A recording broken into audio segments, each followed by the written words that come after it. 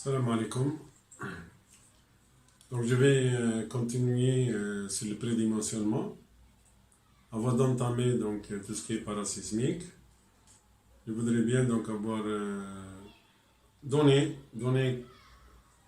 des informations complètes donc sur comment prédimensionner les éléments. On a vu en premier lieu donc comment prédimensionner les poutres.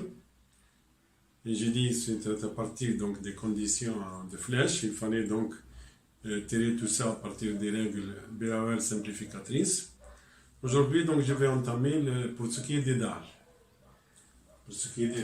Donc, en général, nous avons deux types de dalles.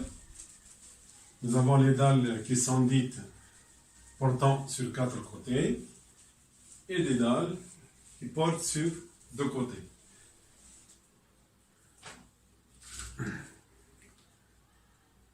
Premièrement, qu'est-ce qu'une dalle portant sur deux côtés et une dalle portant sur quatre côtés? Ça peut être quelque chose de physique, réel, ou bien quelque chose de calcul simplificatrice. Beaucoup d'ingénieurs se trompent quand ils ont une dalle, ils ne voient pas comment la dalle est appuyée, ils se basent directement sur le rapport Lx sur Ly.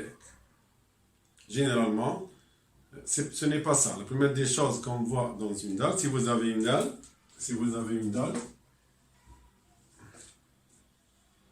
si ça c'est une dalle,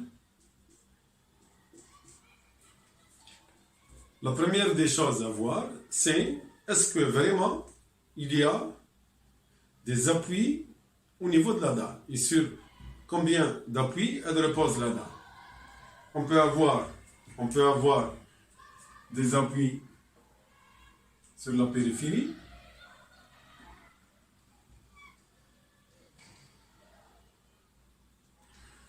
Ici, pour moi, c'est une dalle. Ça peut être des poutres. On peut avoir des poutres. On peut avoir donc ici des poutres. C'est des poutres. Donc ici, réellement, la dalle, elle porte sur quatre côtés. 1, 2, 3 et 4 côtés. On peut avoir une dalle qui réellement repose sur deux côtés. Si vous avez par exemple une dalle, si vous avez par exemple le cas d'un escalier qui peut être assimilé à une dalle. Si vous avez donc une dalle qui repose, vous avez deux appuis ici et là.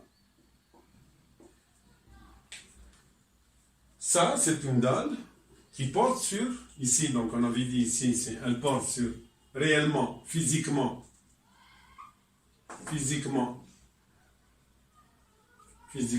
il y a quatre appuis, quatre côtés, elle porte sur quatre côtés. Ici, physiquement, elle porte sur deux côtés, c'est tout. Elle porte sur deux côtés. Donc ici, normalement, la dalle, elle fléchit dans les deux directions.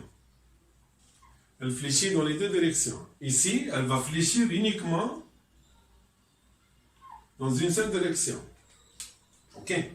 Donc ça, c'est donc la première des choses qu'on voit sur une dalle, c'est l'aspect physique. Est-ce que les appuis existent ou bien les appuis n'existent pas? Donc vous êtes devant deux solutions. On peut avoir des dalles qui portent sur trois côtés. Si vous avez, par exemple, surtout dans les balcons, vous avez des fois une poutre ici, des consoles, et vous avez la dalle. Physiquement, vous avez trois côtés. Je vais en discuter après. Donc, je vais m'intéresser beaucoup plus ici aux dalles dites portant sur quatre côtés et portant sur deux côtés. Donc, ça peut être quelque chose de... Ici, ça peut être quelque chose de physique.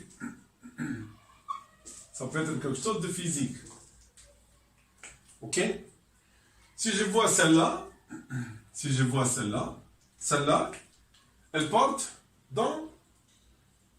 elle travaille dans deux directions. Mais, c'est sûr, si vous avez des dimensions qui sont très différentes, vous allez avoir une direction qui sera plus porteuse qu'une autre direction. Donc, ici, par exemple, si vous avez, ici, par exemple, dans ce cas-là, si vous avez ici, par exemple, vous avez Lx, et vous avez Ly,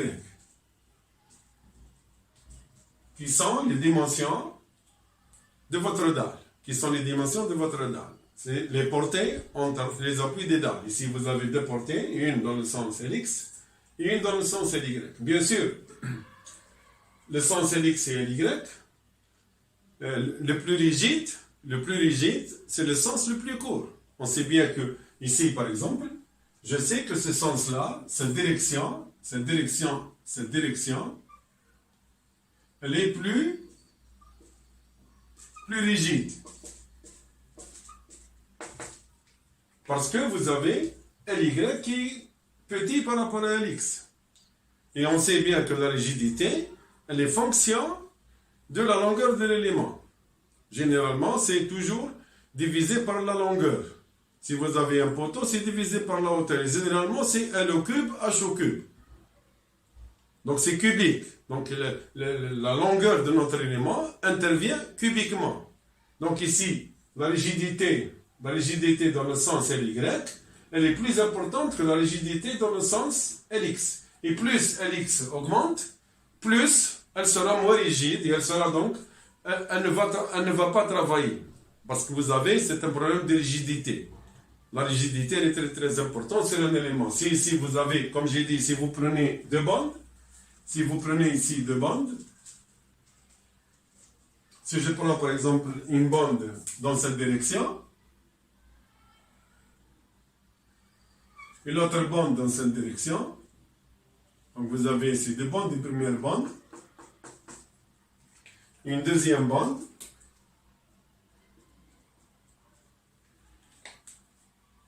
eh bien cette bande-là, elle est plus rigide que celle-là, parce que la longueur, elle est moins longue. Et généralement, on va répartir, donc si vous avez une charge, généralement, elle est répartie dans le sens LX et dans le sens LY. Sauf que bien sûr, si on charge la dalle, la flèche, elle est la même. On ne peut pas avoir, dans les deux bandes, en général, si on met un effort sur la dalle, la flèche dans le sens Y et la flèche dans le sens X, elle sera la même parce que c'est une dalle monolithique. Nous n'avons pas des bandes qui sont séparées. Les bandes appartiennent à la même dalle, donc c'est la même flèche. Et à partir de cette flèche, connaissant la flèche, on peut donc répartir les charges au niveau des bandes. Et je sais bien que, puisque celle-ci est plus rigide, donc elle va recevoir beaucoup plus de charges et de moments. Et généralement, le moment dans une dalle, c'est toujours les plus importants dans le côté le moins lent. C'est-à-dire ici, si je trace les moments ici, et bien le moment dans le sens LY, il sera plus important que le moment dans le sens LX. Il sera plus important dans le sens des moments. Parce que les flèches sont identiques. Et donc le plus rigide va travailler le plus. Et généralement ici, donc, nous avons ici LX, LY. Donc réellement, la dalle va travailler toujours dans les deux directions. Elle va travailler généralement dans les deux directions. Mais d'un point de vue calcul, c'est autre chose. Quand on va calculer,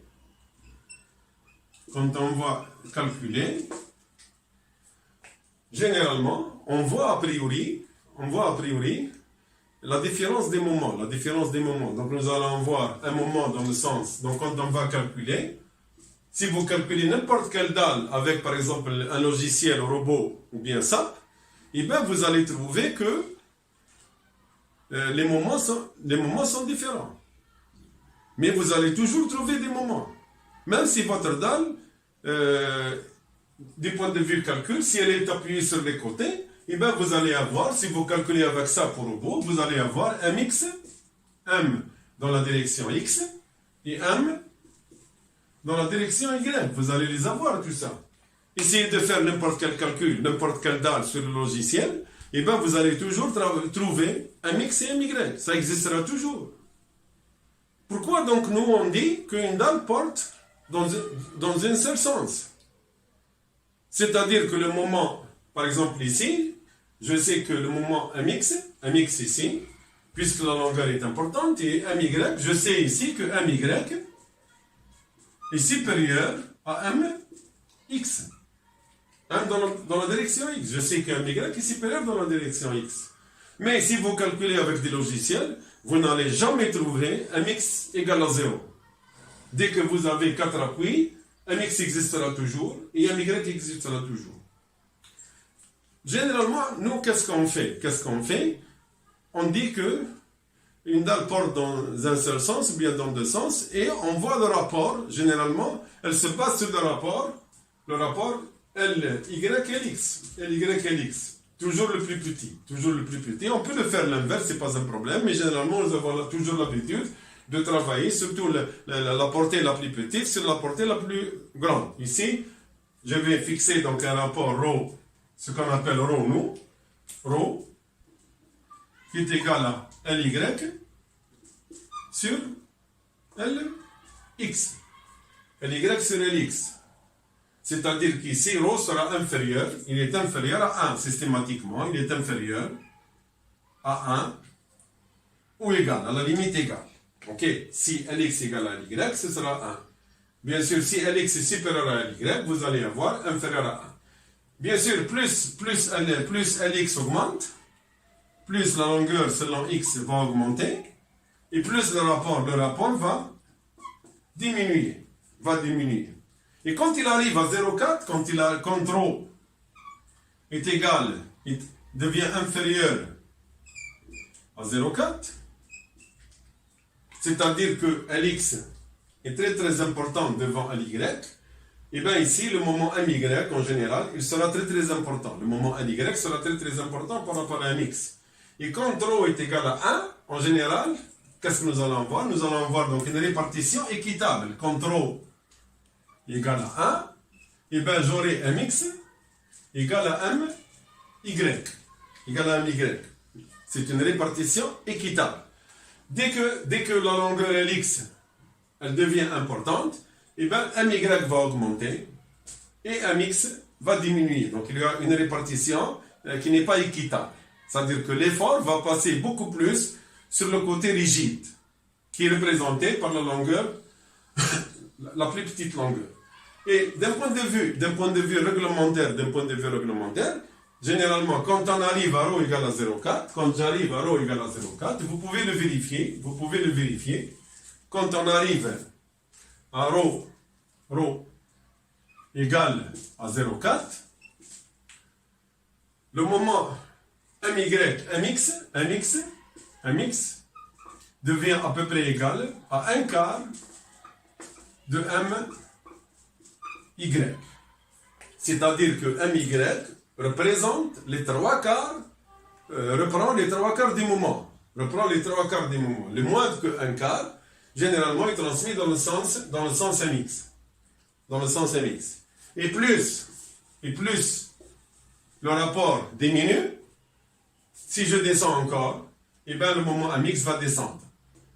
1 quart, 1 cinquième, 1 sixième, 1 huitième, 1 neuvième, mais il existera toujours.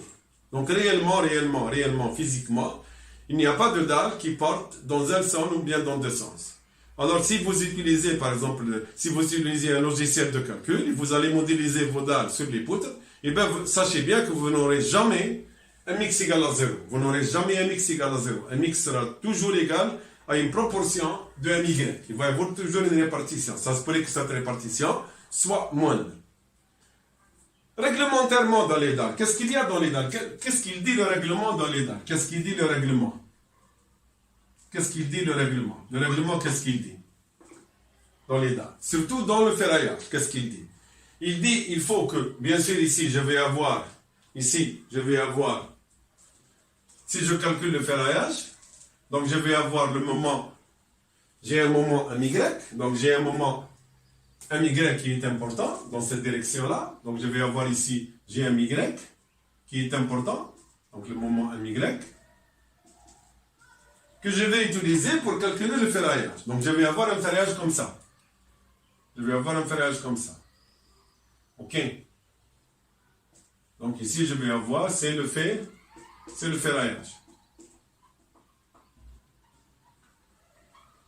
C'est le ferraillage dans le sens Y. C'est le ferraillage dans le sens Y. Réglementairement, qu'est-ce qu'il dit le règlement? Il dit que le ferraillage AX, A dans la direction X, il faut qu'il soit supérieur ou égal à un quart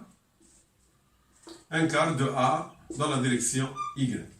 Ça, c'est pour plus ou moins avoir une uniformité, pour assurer une uniformité de la dalle dans le cas de flexion différente. Ok. Donc, il ne faut pas descendre sous le 1 quart dans la direction des X.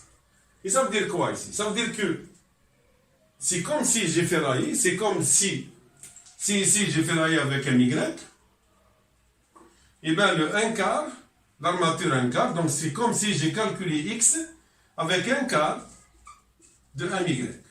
Avec un quart de 1Y. C'est comme si j'ai calculé X à X avec un quart de 1Y. Si c'est un quart de 1Y, ici nous avons donc CTRL égale à 0,4, nous avons un X est égal à un quart de 1Y. Et ça va descendre. Ici pour cela, donc ce n'est pas la peine de calculer. Parce que vous allez mettre un quart, donc ce n'est pas la peine de calculer. CTRL est inférieur à 0,4. Donc CTRL est inférieur à 0,4. D'un point de vue du calcul, je peux ne pas m'occuper de un mix parce que un mix est petit et que je dois ferrailler avec le 1 quart de AS, donc un quart de MY. Donc là, qu'est-ce qu'on va dire? On va dire que notre dalle, elle porte dans une seule direction. On va dire que la dalle, elle porte dans une seule direction. Ok? Et d'où ça, donc en parlant d'une ou les deux directions, premièrement, si vous avez des appuis, la dalle, elle porte physiquement sur 4 côtés. Si vous allez calculer manuellement, vous allez traiter ça, donc ρ inférieur à 0,4, donc ce n'est pas la peine de traiter mx parce que vous allez disposer après un quart de l'armature et vous supposez qu'elle travaille uniquement dans le sens MY. Mais si vous calculez avec un logiciel, sachez bien que vous n'allez jamais avoir mx égale à 0. Donc vous allez calculer réellement sans aucune approche. Ok? Donc ça c'est la première des choses. Ici non. Ici c'est physique. Ici c'est physique. Donc ici, il n'y a ni rond ni rien du tout. Ça se calcule uniquement, la flexion ici, on aura une flexion uniquement dans ce sens-là. Donc la flexion, elle sera uniquement dans ce sens-là. Donc ici, vous avez un seul sens de flexion parce que vous avez deux appuis. Ok? Maintenant, je vais donc rentrer dans comment prédimensionner une dalle en fonction de ces dimensions. Donc, nous avons toujours, comme j'ai dit, un X et un Y. Donc si je reviens donc vers les planchers, toujours, donc on va rentrer maintenant dans le prédimensionnement.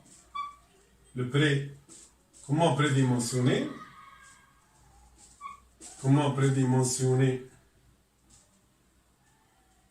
votre dalle. Je vais donc commencer par des dalles portant dans deux directions, ce qui est le plus utilisé, le plus en général, ce qu'on retrouve le plus dans le cas de bâtiment. Donc, je vais commencer par dalle portant dans deux directions. C'est-à-dire, qu'est-ce qu'il faut ici? Il faut que réellement les quatre appuis existent. Et il faut que le rapport des deux longueurs soit supérieur à 0,4, supérieur ou égal à 0,4. Donc ici, il faut que donc, les appuis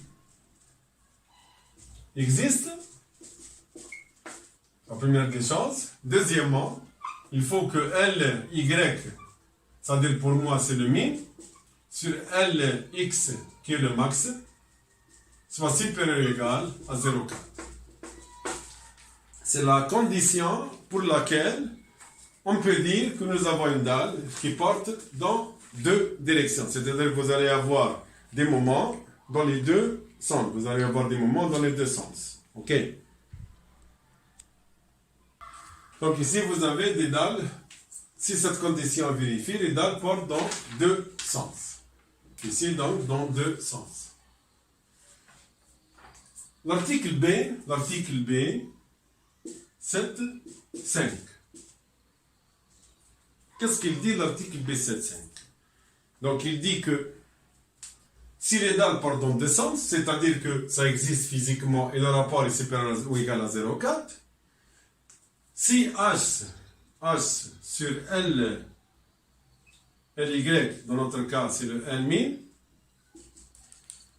supérieur ou égal à 1/20 de mt sur m0 et que ρ, donc deux conditions toujours, ρ égale à A sur B, D inférieur à 2 sur FE, toujours FE en MPA, et bien si ces deux conditions sont vérifiées, si ces deux conditions sont vérifiées lorsque votre dalle, elle repose, elle porte dans deux sens, si ces deux conditions sont vérifiées, ce n'est pas la peine de vérifier la flèche. La flèche n'est pas vérifiable. Elle est supposée être vérifiée. Elle est supposée être vérifiée. Bien sûr, ici, B en général, c'est 1 mètre, c'est 100. Donc c'est 1 mètre, c'est 100 cm. Dans les dalles en général, le B, c'est pas comme les poutres. B, pour les poutres, il est connu, 30 ou la 40. Ici, le B, c'est carrément 1 mètre de dalle. Parce qu'on travaille en général, même les moments sont calculés par bande de 1 mètre. OK. Donc ici, que je vais tirer ici? Cette condition, elle est à vérifier. Cette condition, elle est à vérifier. Et vérifier après avoir calculé votre ferraillage. Mais ici, je peux utiliser cette condition. Cette condition, je peux l'utiliser. Dans le cas où vous avez, je peux l'utiliser. C'est-à-dire que dans le cas où vous avez, dans deux sens, vous avez deux possibilités. Soit que votre dalle est isostatique, donc elle n'est pas encastrée, soit qu'elle est encastrée, soit elle est constante. En général, dans le bâtiment, elle est toujours encastrée. Mais toujours est-il, je peux donner donc un aperçu sur l'isostatique. Pour l'isostatique, quelle sera la condition pour l'isostatique? Contre votre dalle isostatique. Donc, quand elle n'est pas encastrée, c'est-à-dire ici, vous allez MT égale à M0. Vous avez MT égale à M0, parce que vous n'avez pas des moments en appui. Donc, le rapport ici, ça devient égal à 1. Et donc, on aura H sur L, Y, supérieur ou égal à 1/20. À 1/20. OK? C'est-à-dire que H, il faut qu'il soit supérieur à 1 LY sur 20. Toujours LY, c'est toujours la plus petite portée. C'est la plus petite portée. OK? Donc, si cette condition est respectée au départ, si vous respectez cette condition au départ, et que vous calculez le ferraillage, et que vous calculez votre ferraillage, vous trouvez inférieur à 2 fois sur FE, le pourcentage, et bien ce n'est pas la peine de vérifier votre flèche. Ce n'est pas la peine de vérifier votre flèche. Sinon, il va falloir, si cette condition n'est pas respectée, ou bien cette condition n'est pas respectée, vous devez calculer la flèche dans votre dalle. Vous devez la calculer. Maintenant, si la poutre, c'est-à-dire que il y a encastrement, s'il y a encastrement, c'est ce qui est toujours le cas en bâtiment, vous avez un encastrement. Donc le moment MT n'est plus égal à M0, Le moment MT en général, on avait vu comme les poutres, on peut le prendre égal à 0,5 M0.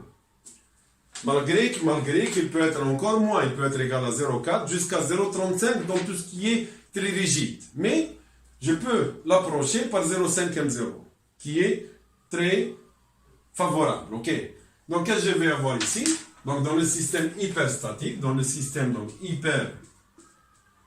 hyperstatique, c'est-à-dire avec des encastrements de rive, MT, ce sera égal à 1,5, donc on peut aller H, et bien H sur L, toujours Y, qui est le minimum, il faut qu'il soit supérieur ou égal à 1/40. À 1/40. OK? 1/41. C'est-à-dire que donc si le système est hyperstatique, on peut voir que les dimensions changent complètement et on peut aller jusqu'à 1/40 de votre portée minimale. Toujours, si cette condition est respectée et cette condition est respectée, je ne vérifie pas ma flèche. Si l'une des deux conditions n'est pas respectée, je dois vérifier donc la flèche. Et on peut voir ici que ça c'est une limite à ne pas dépasser.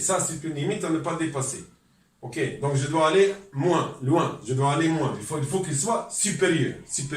Donc si vous calculez H l'épaisseur, H il faut qu'il soit supérieur ou égal à LY sur 40. Et il faut toujours prendre une épaisseur beaucoup plus importante dans le cas où vous avez des systèmes encastrés pour ce qui est donc dans le portant dans deux directions. Ok.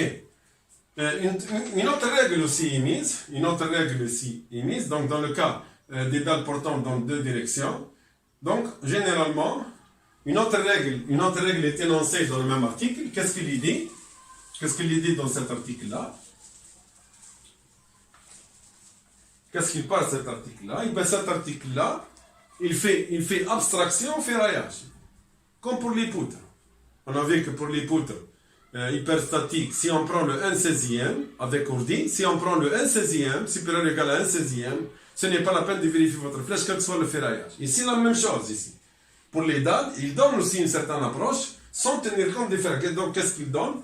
Il dit qu'il faut que H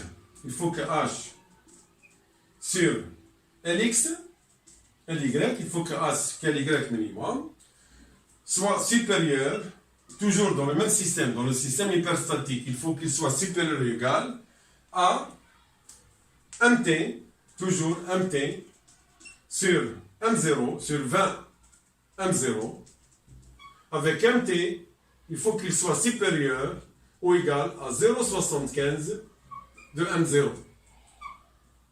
Donc, si cette condition est respectée, on a vu avant qu'on avait pris 0,5 M0, donc les règles maintenant limitent à 0,75 M0 pour ce qui est du calcul de H sur L.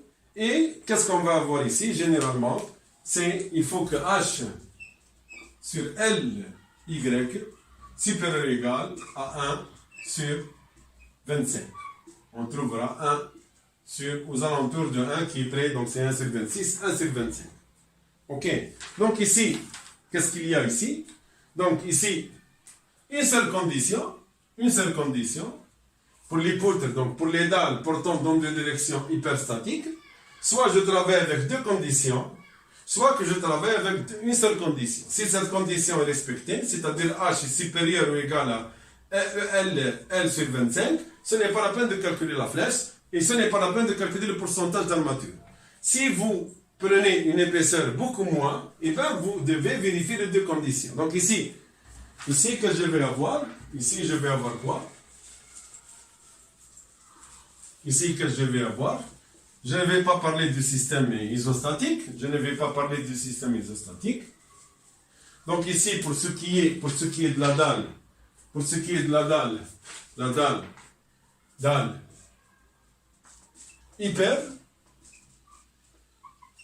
hyperstatique, portant dans deux directions, c'est-à-dire ρ supérieur ou égal à 0,4, elle part dans deux directions,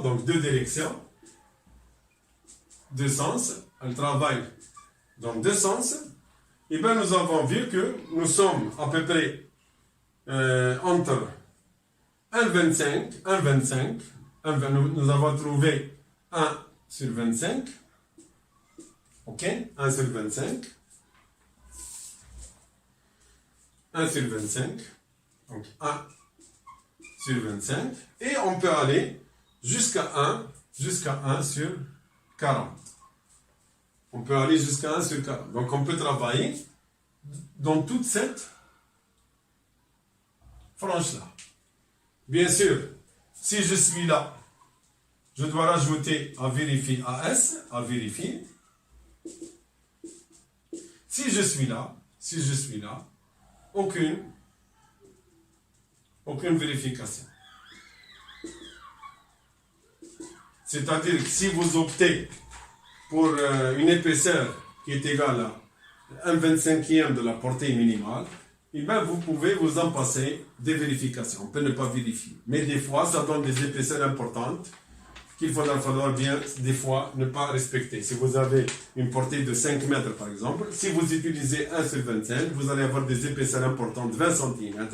On peut donc utiliser une autre valeur, 1,30, 1,35, jusqu'à 1,40, mais il va falloir donc calculer et vérifier avec AS. Et s'il le faut, vérifier votre flèche. Donc c'est plus économique d'un point de vue donc calcul. Ok.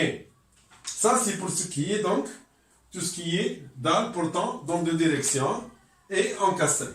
Maintenant je vais aller vers les dalles quand elles portent dans une seule direction, c'est-à-dire soit réelles, soit de calcul, soit réel, soit de calcul. On avait dit que les dalles portant dans une seule direction, c'était soit réel, soit calcul. Dans le cas réel, vous avez deux poutres avec une portée, donc c'est réel. Et dans le cas où vous avez quatre appuis, mais que les longueurs sont vraiment très très différentes, une des longueurs elle est très réduite par rapport à l'autre, vous êtes aussi dans le cas de calcul dans une seule direction. On a vu ici que ρ, il faut que ρ inférieur à 0,4, inférieur à 0,4, inférieur à 0,4. Donc, dans ce sens-là, qu'est-ce qu'il dit en général? Il dit qu'il faut respecter H sur L supérieur à 1 dixième de MT sur M0. MT sur M0. Ok, MT sur M0. MT sur M0. Généralement, ça, c'est dans le cas où un sens. Un sens. Et ici, si je prends la même chose, MT sur M0, MT égale à 0,5, j'aurai ici, il faut que H sur L supérieur ou égal à 1/20. C'est-à-dire que H supérieur ou égal à L sur 20. Ici, je n'ai ni X ni Y. Ce sera le sens porteur. Ici, L, c'est le sens porteur. C'est-à-dire dans le cas de 4 appuis, c'est le sens court, le plus petit sens. Dans le cas réel, donc c'est le sens de portée. Et là, donc, ici, donc, il faut qu'il soit supérieur à H sur 20. Toujours, c'est l'article concernant, donc, c'est toujours concernant les flèches. Et il faut en même temps que vous ayez aussi AS, la même chose, il faut vérifier que AS sur BD inférieur ou égal à 2 sur F. À 2 sur F. Ça, dans le cas, vous avez donc, portant dans un seul sens, avec un système aussi hyperstatique. Hyperstatique avec un T qui est égal à 0,5. On peut aller jusqu'à 1/21. Ok. Ça, c'est d'un point de vue, donc, ferrailleur, d'un point de vue prédimensionnement, toujours dans les systèmes hyperstatiques. Donc, si vous avez un système hyperstatique portant dans une seule direction, si je prends 1/20, donc je suis à l'aise, et j'ai vérifié la condition de flèche qui me permet après, si je veux, ne pas calculer le flèche. Mais ça ne veut pas dire qu'on est obligé de le respecter. Ça ne veut pas dire qu'on n'est pas obligé de le respecter. C'est-à-dire on peut aller plus en général, on peut aller plus. On a vu déjà l'autre, c'était pour la dalle portant dans deux directions. Nous avons en général entre 1,25 et 1,40. Pour la dalle isolée portant dans une seule direction, c'est 1/21. Ok, c'est bien de respecter ça. C'est bien aussi de respecter ça. Donc je ne dois pas dépasser, je ne dois pas avoir des épaisseurs inférieures à 1 sur 40. Mais je peux toujours dire, je peux travailler dans toute cette zone-là. Ok? Et des fois, on peut travailler jusqu'à 1, jusqu'à par exemple, on peut travailler jusqu'à 30. C'est-à-dire 1 sur 30. Je préfère travailler comme ça. Pour le système ici, portant dans deux sens. Et pour le système ici, travailler ici en général. Pour un sens. Pour travailler ici dans un sens. C'est-à-dire entre 1,30 et 1,20. Entre 1,30 et 1,40e, dans le cas portant dans un sens, toujours le système encastré. Ok. Ça, c'est ce que je propose. On peut prendre n'importe quoi. Si on revient vers les articles, donc vous pouvez faire ce que vous voulez. Ok. Maintenant, la dernière chose que je vais faire, c'est quand vous avez un plancher à corps creux. Quand le plancher à corps creux, donc c'est un plancher nervuré dans une seule direction. Donc il est nervuré, systématiquement, s'il est nervuré, il travaille uniquement dans une seule direction. Et généralement, les nervures sont choisis dans la plus petite direction. Donc si vous avez une dalle nervurée, ok, c'est une dalle nervurée, donc vous avez ici la portée des nervures, Généralement, l'article B6, l'article toujours, je reviens toujours vers cet article, B6, 8, 4, 2, 4, qu'est-ce qu'il dit? Il dit que si, donc il dit que H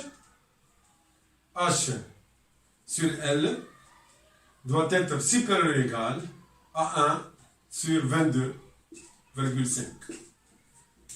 Et que ρ, toujours l'armature aussi, ρ égale à A sur B0, D, il faut qu'elle soit inférieure ou égale à 3,6 sur FE. 3,6 sur FE. Donc deux conditions. Si ces deux conditions sont respectées, on ne calcule pas la flèche de votre ordi, on ne le calcule pas.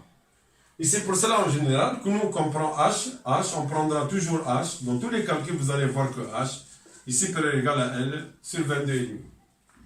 Mais toujours utile, on n'est pas obligé de le faire, on peut prendre moins, on peut prendre L sur 25, mais systématiquement, il faut que je calcule la flèche. Par exemple, si vous trouvez H par exemple égal à 21 cm, vous allez là, vous devez soit prendre 20 plus 4, soit prendre 16 plus 4. Pour 21, je prendrai 16 plus 4. Mais je vais vérifier la flèche, c'est tout. Si vous prenez 20 plus 5, 20 plus 4, c'est bien. Donc vous n'allez pas vérifier votre flèche, à condition que la deuxième condition soit vérifiée. Ça, c'est pour ce qui est donc des prédimensionnements, des éléments donc poteaux, des éléments dalles et poutres, etc. La prochaine fois, je vais faire un petit résumé. Je vais résumer tout ça. Et je vais faire donc comment on prédimensionne des poteaux. Ou Inch'Allah, Rabbi, nous fera, Inch'Allah, ok. Allez, salam alaikum.